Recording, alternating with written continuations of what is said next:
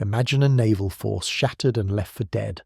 What if I told you that despite losing 90% of their major warships, the Imperial Japanese Navy, against all odds, rose from literal jungle ruins, transforming derelict ships into a new secret fleet? This isn't fiction. Get ready to uncover the astonishing story of how they forged an operational power from nothing but desperation and ingenuity. The secret Imperial Japanese Navy fleet rising from jungle ruins after 1945 part? That's the legend version. The real documented story is still wild, but it's different. A navy shattered so hard it basically ceased to exist, an occupation that abolished the institutions that ran it, and then a slow rebuild of maritime power through salvage, repatriation, minesweeping, and safety forces that later evolved into a modern navy under a new name. In other words, not a secret fleet in the Hollywood sense, more like a ghost fleet. Wrecks, stranded crews, scattered hulls, and a country trying to survive the ocean realities while the world watched its hands. After 1945, the Imperial Japanese Navy wasn't licking its wounds in some hidden lagoon. It was gone, not down bad, dissolved. Japan surrendered, and the occupation authorities dismantled the old military structure. Even the Navy Ministry was abolished in November 1945. But the Pacific didn't care about politics. The ocean was still full of mines, wrecks, half-sunk transports, and harbours clogged with steel that used to be warships. There were isolated garrisons starving on islands that no longer mattered strategically, but still mattered humanly. There were sailors and soldiers trying to get home across a water world that had become a scrapyard with tides. And there was a national economy that couldn't rebuild without shipping, because an island nation that can't move goods by sea is basically living on hard mode forever. So here's where the real Fleet from Ruins story begins, not with a flag-raising moment, but with wreckage management and survival logistics. First came the immediate aftermath. What was left of Japanese naval power was broken into fragments, ships sunk in harbour mouths, hulls beached, fleets reduced to scattered survivors. The US Naval History and Heritage Command documents the end state clearly. The Imperial Japanese Navy was finished as a fighting force at war's end. But finished didn't mean the sea lanes magically became safe. Ports had to function again, coastal traffic had to restart, fishing had to resume, repatriation had to happen, millions of people were displaced across Asia and the Pacific. In practical terms, a dead navy still leaves behind a living problem: maritime chaos. That's where the jungle ruins vibe becomes real, because across the Pacific ships didn't sink politely. They died in reefs and lagoons, in shallow harbours, in jungle-lined anchorages, sometimes close enough to land that the shoreline vegetation literally swallowed the story. Rusted steel, barnacles, torn decks, collapsed superstructures, wrecks turning into artificial islands. And those wrecks weren't just history, they were obstacles, hazards, and sometimes resources. In the months after the surrender, the priorities were brutally unromantic. Move people, clear mines, open ports, prevent starvation, restart trade. This is the part most war stories skip because it isn't a cavalry charge, it's a race against rot. A ship that sits too long becomes a dead machine. Salt eats wiring, seals fail, fuel systems degrade, even steel becomes fragile when corrosion turns bolts into dust. So salvage work isn't nice to have, it's a countdown. Every week you lose capability you may never get back. And here's the twist that makes this story hit. Japan didn't rebuild naval capability by pretending it was rebuilding a navy. It rebuilt maritime capability by calling it something else. Because post-war Japan wasn't allowed to simply stand its military backup. The old institutions were dismantled, and the country's post-war framework pushed hard away from the imperial military model. Yet the sea still demanded competence. So the early post-war maritime forces formed under the language of safety and security rather than war. Over time, structures emerged that would eventually become the Maritime Self-Defense Force, with key transitional steps in the early 1950s. One major description of that evolution notes that a maritime safety force became the nucleus of what would later function as a navy.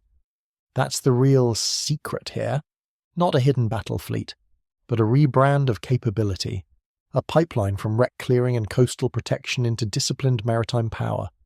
Now zoom in on the human side, because the ocean story is always a people story. Picture it, a tropical harbour where palm trees lean over wrecked hulls like they're watching a funeral.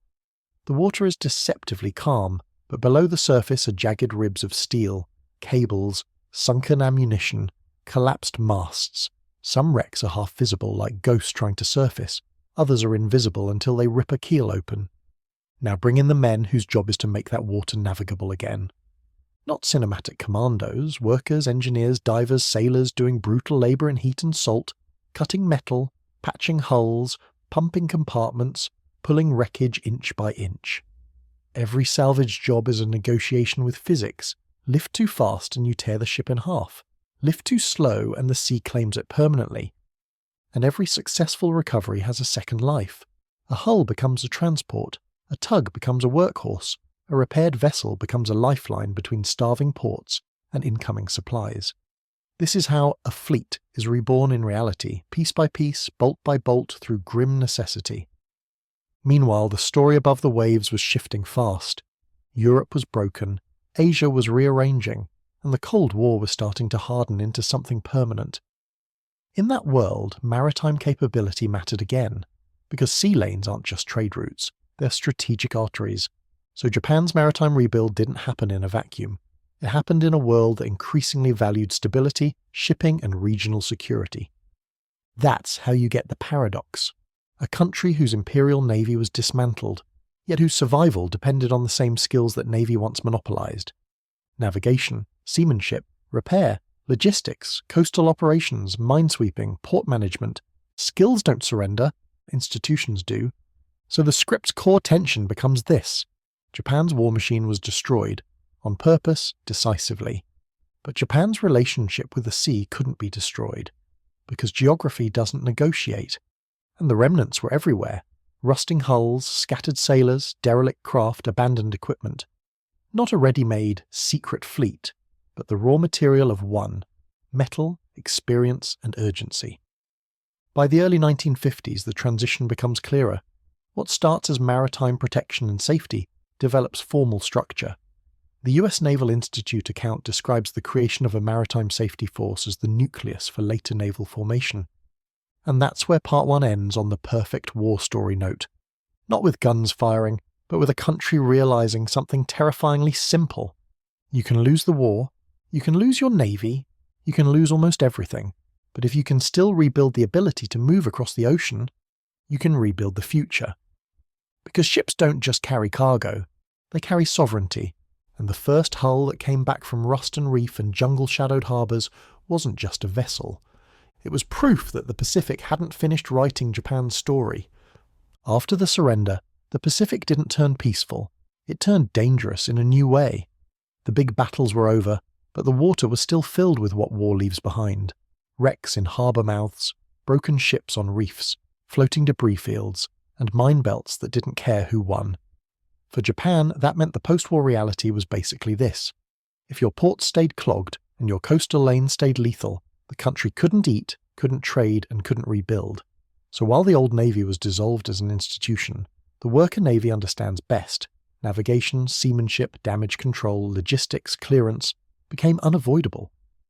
The first fleet wasn't a fleet in the parade sense. It was a patchwork of whatever could float, whatever could be repaired, and whatever could be repurposed fast enough to matter. Tugs, small transports, coastal craft, and battered survivors that weren't glamorous but were functional. The priorities were brutally practical: reopen harbours, restore coastal shipping, and move people. Victory didn't look like flags. It looked like a cleared channel and a dock that could accept cargo again. That's where the myth of jungle ruins accidentally brushes the truth. Not because Japan secretly hid a battle fleet in a tropical lagoon like a movie villain, but because so many wrecks and stranded ships were literally scattered through island chains and coastal waters that had turned into rust museums. Some were near jungle shorelines, some were half submerged in shallow anchorages, some were stripped by locals or cannibalized for metal, and some were simply too damaged to justify saving. The ocean becomes a scrapyard quickly, and in the late 1940s it was a scrapyard with teeth. Salvage is the least cinematic form of warfare you can imagine, and that's what makes it terrifyingly real. It's math and muscle. It's divers going down blind in cloudy water, where steel edges are jagged and cables snag like spiderwebs. It's pumps fighting floods. It's patch plates slapped over holes, welded in miserable conditions and prayed over like they're sacred. It's a constant argument with corrosion, and it's a clock. Every day in salt water steals more from a hull than any enemy shell ever did. So the question Japan faced wasn't, how do we rebuild a navy? It was, how do we rebuild the ability to live on the sea when the sea is booby-trapped by the past? Because the mines were not a metaphor. Mines were the war continuing by accident. They drift, they break free, they remain anchored where charts are wrong, and they turn fishing and transport into Russian roulette. This is where the post-war maritime story becomes a quiet thriller. Minesweeping isn't just a technical job, it's a national restart button. If you can't clear safe routes, you don't have reliable food distribution. You don't have stable imports. You don't have fishermen confident enough to go out. And you don't have merchant shipping willing to approach your ports. All of that means no economic recovery. That's why safety work and recovery work start looking suspiciously like military capability, even when nobody calls it that. You need trained crews. You need discipline. You need procedures, chain of command, maintenance standards, communications, and readiness. You need people who can operate in bad weather at night, under pressure, and still do complex tasks without panicking. That's literally naval culture, just wearing a different name tag. Meanwhile, there was another massive ocean problem: repatriation. After the war, Japan had people scattered across the former empire and battle zones: soldiers, civilian workers, families, administrators, and others stranded in places that were no longer under Japanese control. Getting people home requires ships, schedules, ports, and maritime coordination. It's logistics on nightmare difficulty, and it adds pressure to the salvage and repair pipeline. Every hull you can recover, every vessel you can recondition, every route you can reopen accelerates the process. This is where the desperation and ingenuity line in your hook becomes real and usable, because early post-war maritime capacity wasn't built from a clean procurement plan. It was built from necessity, improvisation, and whatever could be made seaworthy. Not in a heroic montage way, more like, we either make this work or we stay broken. And outside Japan, the strategic climate was hardening. The late 1940s and early 1950s weren't just rebuilding years, they were the opening chapters of the Cold War. That matters because maritime power isn't only about combat, it's about trade security, sea lane stability, and coastal defense. In a world where tensions rise, the ability to protect waters and keep shipping moving becomes a geopolitical asset. So Japan's maritime recovery started to gain a second layer. Not only, we need this to survive, but also others want us stable, functional, and able to manage our surrounding waters. That doesn't mean a secret rearmament switch flipped overnight. It means the environment began rewarding the kind of organized maritime capability that had previously been stripped away. But even with political winds shifting, the physical reality stayed the same. You don't get maritime strength by declaring it. You get it by building systems. Ship repair yards had to retool for peace. Spare parts had to be found, fabricated, or substituted. Fuel supply had to stabilize. Training had to restart. A pipeline had to exist from, we have a vessel, to we can crew it consistently. And you can't do that with vibes. You need institutional habits. You need repetition. You need standards. That's why the Fleet from Ruin story works best when you frame it as a transformation of competence, rather than a transformation of ships. The ships are props. The competence is the weapon. A wreck can be raised, but without trained crews, it's just an expensive paperweight. A coastal craft can be repaired, but without maintenance doctrine, it's a future disaster. A route can be cleared, but without reliable charts and patrol discipline, it becomes dangerous again. Every one of these is a systems problem, and systems problems are exactly what militaries, especially navies, are built to solve.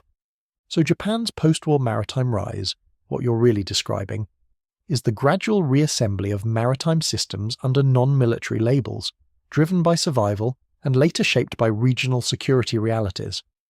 That gradual reassembly created a strange double effect.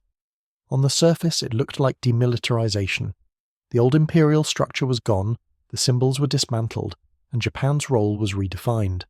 Underneath, the sea forced a different truth. Sailors were still sailors, engineers still engineered, navigators still navigated.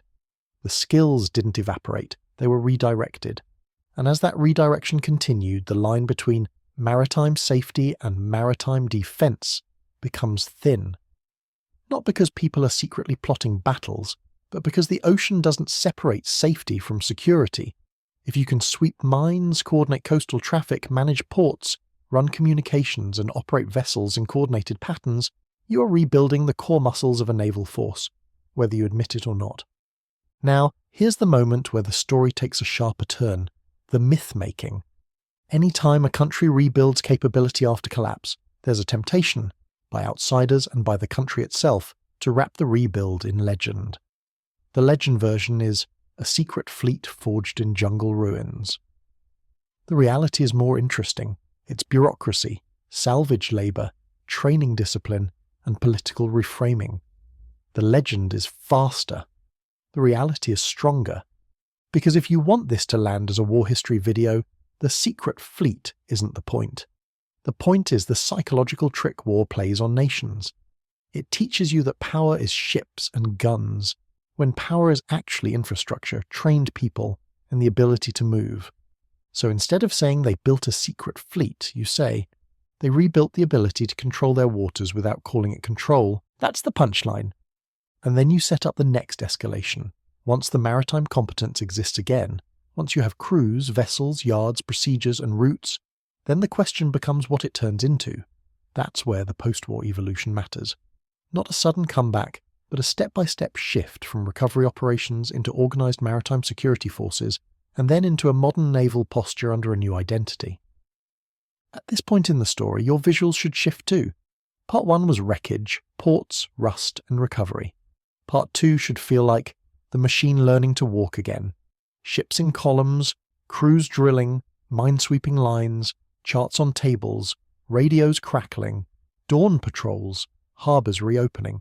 The same sea, but no longer haunted, controlled. And here's how you end Part 2 with a clean cliffhanger that tees up Part 3. Japan didn't rebuild a navy by building battleships. It rebuilt a navy by rebuilding the ocean's rules around its coastline, one cleared channel, one repaired hull, and one disciplined crew at a time. But once that capability existed again, the world around Japan started asking a new question. If a country can operate on the sea, how long before it can defend itself on the sea? And when that question becomes urgent, the ghost fleet stops being a metaphor. It becomes a foundation. Part 3 is where the story stops being survive the wreckage and turns into the world just changed the rules. Once the mines were mostly cleared, ports were breathing again, and Japan had crews who could operate at sea without dying in a fog of rust and bad luck. The question became unavoidable. What was Japan allowed to be on the ocean after 1945? Not what Japan wanted. Not what the old empire dreamed, what it was permitted to become in a world that was already sliding into a new rivalry. The Cold War didn't ask for moral purity, it asked for stability. Shipping lanes had to stay open, choke points had to stay controlled, and coastal waters couldn't be allowed to collapse into piracy, sabotage or panic the second a crisis hit.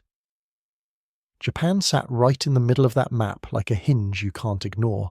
So even while the country was still rebuilding streets and factories, the ocean around it became strategic again, fast. That's where the secret fleet myth starts to grow, because to anyone watching from the outside, Japan looked defeated, and then suddenly Japan had ships moving again, crews training again, patrols happening again, a maritime machine that clearly wasn't dead. But the reality wasn't a hidden resurrection of the Imperial Navy. It was something more boring and more powerful. Function coming back online. In the first years, the rebuild hid inside missions that sounded harmless because they had to. Minesweeping, search and rescue, maritime policing, port safety, repatriation runs, anti-smuggling work, keeping shipping lanes usable. Nobody had to call that a navy, and politically nobody wanted to. But those missions forced the same thing every real maritime force needs. Discipline, training pipelines, communications, maintenance, command structure, and crews that can operate under pressure.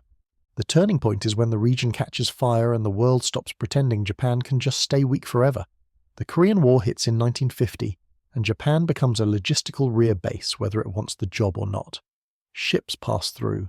Supplies flow. Ports matter again. And once that happens, maritime security isn't optional, it's infrastructure. If the seas around Japan become unstable, everything above the waterline gets strangled too. At the same time, the bigger fear shows up. The Western Pacific can't be held together if Japan is a helpless void. Not because anyone wanted Japan rearmed for nostalgia, but because geography doesn't care about vibes.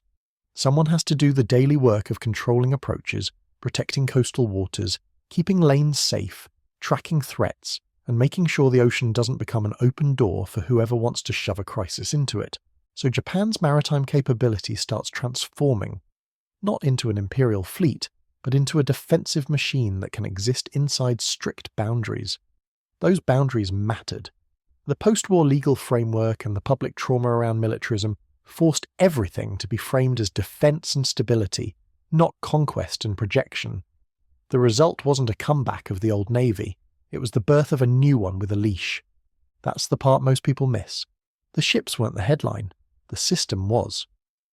Minesweeping alone builds professionalism, because you can't fake it. Either your crews can clear routes and survive, or your ports stay dead.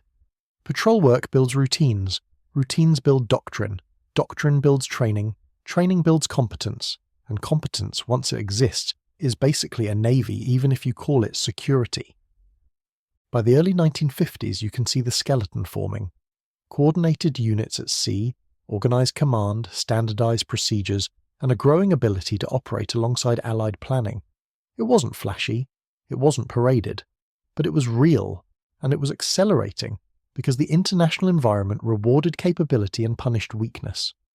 This is where Part 3 becomes the payoff, the moment Japan's maritime survival work hardens into a recognised modern maritime defence structure.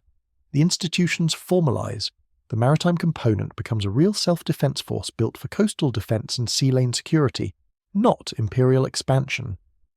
It's the ocean version of a locked-door policy, strong enough to keep threats out, politically framed so it doesn't look like the old nightmare returning. And now we can kill the secret fleet myth cleanly, because the myth comes from how the rebuild looked if you didn't understand what you were seeing.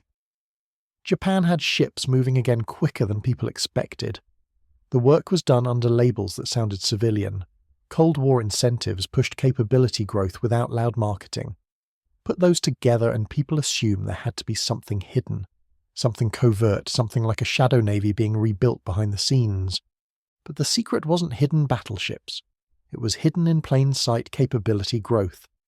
What people called a secret fleet was really a network of practical missions.